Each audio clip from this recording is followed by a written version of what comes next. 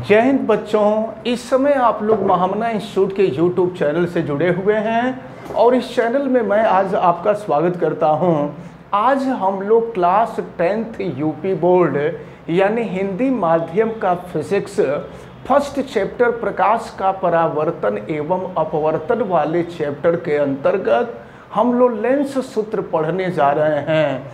और लेंस सूत्र को जानने से पहले मैं आपको बता दूं कि अगर आप इस चैनल पे नए हैं तो चैनल को सब्सक्राइब कर लीजिए। चैनल सब्सक्राइब करने के लिए यूट्यूब पे महामना इंस्टीट्यूट सर्च करिए और फिर रेड कलर के सब्सक्राइब वाले बटन को आप क्लिक कर दीजिए।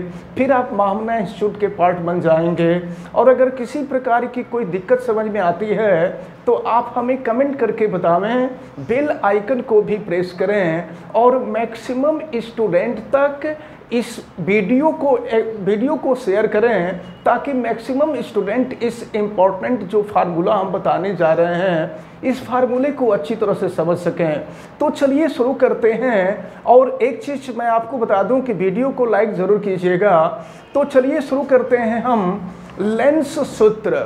हम आपको बता दें कि चाहे उत्तल लेंस हो या अवतल लेंस हो, दोनों के लिए एक ही फार्मूला अप्लाई होता है। लेकिन इसके पहले आपको ये जानना आवश्यक है इसके चिन्ह के परिपाटी के संबंध में। तो एक चीज़ देखें, कोई भी दूरी हम हमेशा लेंस के प्रकाशिक केंद्र O से मापते हैं और वस्तु को हमेशा लेंस के बाईं ओर रखते हैं, वस्तु जिसको हम बिंब कहते हैं। और प्रकाश की किरणें हमेशा बिंब से ही निकल करके चलते हैं। प्रकाश के चलने के दिशा में दूरी हमेशा लेंस के प्रकाशिक केंद्र से मापते हैं और प्रकाश के चलने के दिशा में मापी जाने वाली दूरी धनात्मक होती है और विपरीत दिशा में मापी जाने वाली जो दूरी होती है वो ऋणात्मक होती है। एक चीज़ और हम आपको बता दें कि उत्तल लेंस की फोकस दूरी हमेशा धनात्मक होती है और अवतल लेंस की फोकस दूरी हमेशा ऋणात्मक होती है। आपको इसको भी याद रखना है। इसके साथ साथ मैं आपको बता दूं कि वस्तु को हमेशा, ये मुख्य अक्ष है, वस्तु को हमेशा मुख्य अक्ष से ऊपर रखते हैं। तो मुख्य अक्ष से ऊपर की जो लंबाई है ये लंबाई हमेशा धनात्मक होती है और मुख्य अक्ष से नीचे की जो लंबाई होती है ये नीचे की लंबाई ऋणात्मक होती है। इसको भी आपको ध्यान देना है। एक बात और मैं आपको बता दूं कि ये लेंस है, ये उत्तल लेंस है। मैं आपको बता दूं, आप दिमाग में रखे रहिएगा, लेंस चाहे उत्तल हो या अवतल हो फार्मूला सेम होता है। तो ये लेंस है और देखें ये वस्तु है यानी कि बिंब है। इस बिंब से प्रकाश की किरण चल रही है तो एक प्रकाश की किरण मुख्य अक्ष के समानांतर चल रही है जिसका लेंस यानी उत्तल लेंस के द्वारा अपवर्तन हो रहा है और अपवर्तन के पश्चात यह प्रकाश की किरण मुख्य फोकस से होते हुए यानी प्रथम मुख्य फोकस से होते हुए यह प्रकाश की किरण आगे बढ़ती है और फिर एक दूसरी प्रकाश की किरण इसी बिंब यानी इसी वस्तु से चलती है जो लेंस के प्रकाशिक केंद्र से होकर के गुजरती है। और यह प्रकाश की किरण, आपको ये भी याद होगा कि प्रकाशिक केंद्र से होकर के जो प्रकाश की किरण गुजरती है उस प्रकाश किरण का अपवर्तन नहीं होता है, यानी यह प्रकाश की किरण सीधे जाती है। तो यह प्रकाश की किरण और ये प्रकाश की किरण, ये दोनों प्रकाश की किरणें एक दूसरे को जिस बिंदु पर मिलती हैं वहीं पर वस्तु का प्रतिबिंब बन जाता है। वस्तु की लंबाई को हमेशा यक्ष से प्रदर्शित करते हैं और प्रतिबिंब की लंबाई को हमेशा h डैश से प्रदर्शित करते हैं। इन बातों को भी आप ध्यान में रखे रहिएगा। एक चीज और हम आपको बता दें कि लेंस से वस्तु की, वस्तु यानी बिंब, हमेशा दिमाग में रखे रहिएगा। हम वस्तु कहें या बिंब कहें, बात एक ही है। विज्ञान की भाषा में वस्तु को बिंब कहा जाता है। तो लेंस से बिंब की दूरी अगर u हो, लेंस से प्रतिबिंब की दूरी v हो और लेंस की फोकस दूरी f हो, तो u, v और f के बीच जो फार्मूला होता है ये 1/v minus 1/u is equal to 1/f होता है। इस फार्मूले को ही लेंस सूत्र या लेंस फार्मूला कहते हैं। अब चूंकि इस फार्मूले का डेरिवेशन आपको 10th में नहीं पढ़ना है, इस फार्मूले का डेरिवेशन जब आप लोग 12 में आएंगे तो 12 में इसका डेरिवेशन पढ़ाएंगे। अभी आपको केवल इस सूत्र के बारे में समझना है।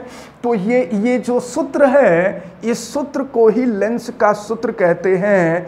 और हमें उम्मीद है कि ये आपको सूत्र समझ में आया होगा अच्छी तरह से। एक चीज हम आपको बता दें कि उत्तल लेंस की 6 स्थितियां बताई गई थी और अवतल लेंस की 2 स्थितियां बताई गई थी। ये जो फार्मूला है यह उत्तल लेंस की 6 स्थितियां तथा अवतल लेंस की दोनों स्थितियों के लिए अप्लाई होता है। यानी यह एक ऐसा फार्मूला है जो लेंस के सभी स्थितियों के लिए अप्लाई होता है। तो अब हम लोग लेंस के आवर्धन का सूत्र देखेंगे। सबसे पहले हम आवर्धन की परिभाषा देखें तो सुनिए, किसी भी लेंस के द्वारा बने वस्तु के प्रतिबिंब की लंबाई, तो वस्तु के प्रतिबिंब की लंबाई यहाँ हम लिख सकते हैं प्रतिबिंब की लंबाई, प्रतिबिंब की लंबाई तथा वस्तु की लंबाई के, वस्तु को बिंब भी कहते हैं, तथा बिंब की लंबाई के अनुपात को ही हम लेंस का आवर्धन कहते हैं। तो ये आवर्धन के लिए फार्मूला है, इसको अच्छी तरह से आप याद रखे रहेंगे कि किसी भी लेंस के द्वारा बने वस्तु के प्रतिबिंब की लंबाई तथा वस्तु की लंबाई यानी बिंब के लंबाई के अनुपात को ही हम लेंस का आवर्धन कहते हैं। और याद रखे रहिए, ये नहीं कि फिगर में उत्तल लेंस है तो केवल ये उत्तल लेंस के लिए ही फार्मूला है। ये किसी भी लेंस के लिए फार्मूला है, चाहे उत्तल लेंस हो या अवतल लेंस हो, किसी भी लेंस के लिए ये फार्मूला अप्लाई होगा। तो आवर्धन बराबर प्रतिबिंब की लंबाई बटा में बिंब की लंबाई होता है। आवर्धन की अंग्रेजी मैग्निफिकेशन होती है, इसलिए मैग्निफिकेशन को हम स्मॉल m से प्रदर्शित करते हैं। और देखिए प्रतिबिंब की लंबाई को h डैश से प्रदर्शित किया गया है और वस्तु की लंबाई को h से प्रदर्शित किया गया है। तो ये लेंस का आवर्धन m बराबर h डैश बटा में h होता है। अगर इसी सूत्र को हम u और v के रूप में लिखना चाहें तो m बराबर होता है v बटा में u। इसको भी याद रखे रहिएगा। मतलब अगर आपको h डैश और h की मान ज्ञात है, यानी प्रतिबिंब की लंबाई और वस्तु की लंबाई आपको ज्ञात है और आपको लेंस का आवर्धन ज्ञात करना है, तो हम इस फार्मूले का यूज करेंगे। लेकिन अगर आपको v और u का मान मालूम हो, v और u समझते हैं, लेंस से वस्तु की दूरी u मालूम हो, लेंस से प्रतिबिंब की दूरी भी आपको मालूम हो, तो हम m बराबर इस फार्मूले m equal to v upon u का प्रयोग करेंगे। अच्छा, हम चाहें तो इस फार्मूले को इकट्ठे एक जगह करके लिख सकते हैं, m equal to H dash upon H equal to v upon U. इस पर हम लोग न्यूमेरिकल भी देखेंगे। तो ये रहा लेंस के आवर्धन की डिफिनीशन और लेंस के आवर्धन का फार्मूला। तो इस तरह से आज दो इम्पॉर्टेंट टर्म आपको बताए गए, एक आपको लेंस का सूत्र बताया गया, दूसरा लेंस का आवर्धन बताया गया। ये दोनों आपको बहुत अच्छी तरह से समझ में आएंगे या समझ में आए होंगे, ऐसा ये हमें उम्मीद है। आप वीडियो को लाइक ज़रूर कीजिएगा और चैनल पे नए हैं तो चैनल को सब्सक्राइब भी कर लीजिएगा और बेल आइकन को भी प्रेस कीजिएगा। वीडियो को मैक्सिमम स्टूडेंट तक शेयर कीजिएगा ताकि मैक्सिमम स्टूडेंट इस इम्पॉर्टेंट टर्म को अच्छी तरह से समझ सकें। आप बेल आइकन को तो प्रेस कीजिएगा ही और वीडियो को लाइक जरूर कीजिएगा। किसी प्रकार की कोई दिक्कत समझ में आएगी तो आप हमें कमेंट करके बताइएगा। आप सभी लोगों का बहुत बहुत धन्यवाद। जय हिंद।